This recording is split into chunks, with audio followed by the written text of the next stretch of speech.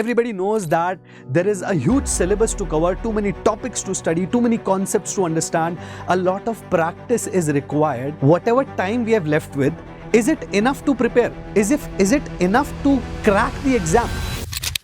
Hello everyone. My name is Ayush, and in this video, I'm here to talk about management of time during your IIT JEE preparations. Many students across the world aspire to become an IITian and appear for the entrance exam of IITs. And from the starting itself, they face an issue of time management. Everybody knows that there is a huge syllabus to cover, too many topics to study, too many concepts to understand. A lot of practice is required. But whatever time we have left with, is it enough to prepare? Is it enough to crack the exam? My answer is, well, management of time can solve it. Whatever time period you are left with, if you manage that time very well, you can achieve it. So I have some basic tips which you can follow during your preparations to make it more effective. First thing I believe every aspirant should have is draft an effective timetable. A well-defined timetable should be there with you.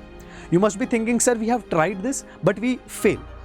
But still, this timetable is required. This timetable is required to set up your daily routine, and this timetable you have to follow with discipline and consistency. In this timetable, it should be clearly mentioned what time are you going to wake up, how much time are you going to sleep, how much time are you going to give for food, eating, talking, socialization or any other co-curricular activity, and most importantly, on daily basis, how much time are you going to give for your preparations of the exam. Practice, revision, everything should be clearly mentioned in this big timetable. This should be a routine followed on daily basis with discipline. This is the first step. Now, if you don't do this, what will happen? You won't have a routine for the preparation. First day or first few days, you'll study a lot, maybe for 6-7 hours daily.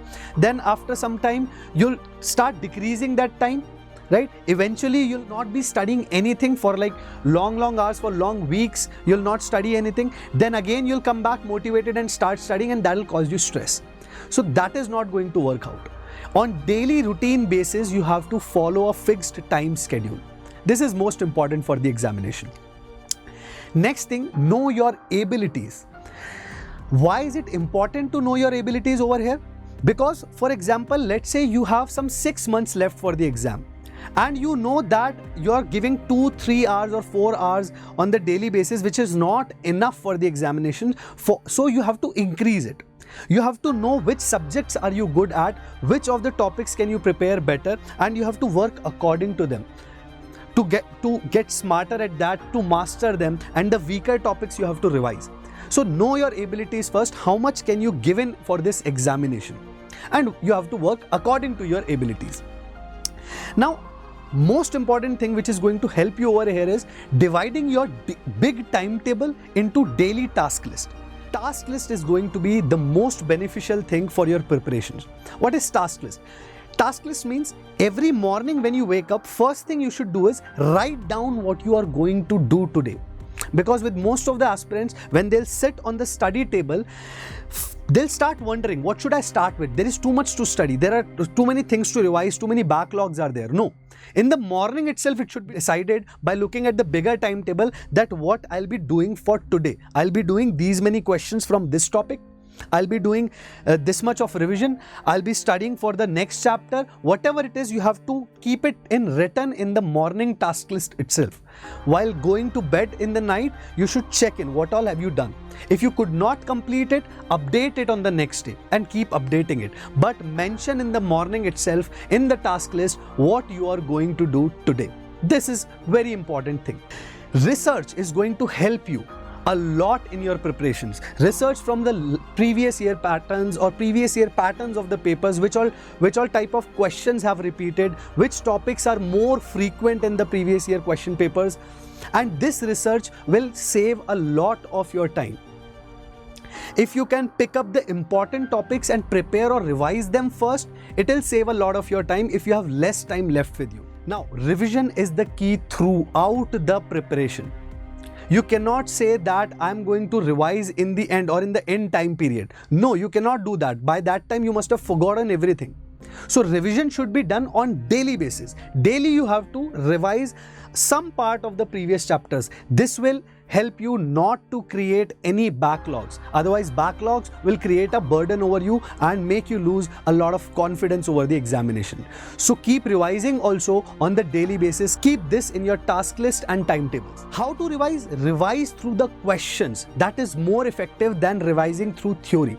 Many aspirants have the habit of reading the theory again and again or repeatedly going through the notes again and again. No, it's not required.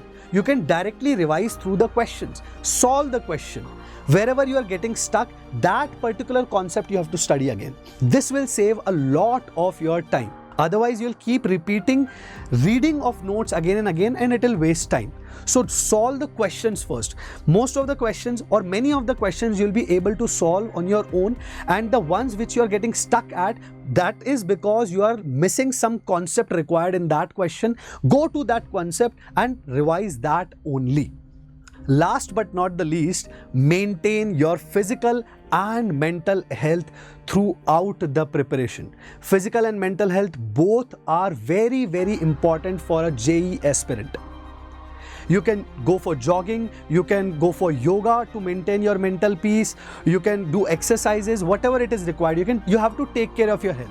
If your health goes bad, then it will create a lot of backlog and make you lose a lot of confidence over the examination again. So we cannot mess up with our physical or mental health. For mental health, you can do meditation, yoga and all, as I told you. For physical health, you can do exercises. But both of them are really required during your preparations. So that's all from my side. Thank you for watching. I hope these tips are going to help you. Tell me if it helps you in the comment section. If you're already following them, then tell me how they help you for your preparations. Thanks.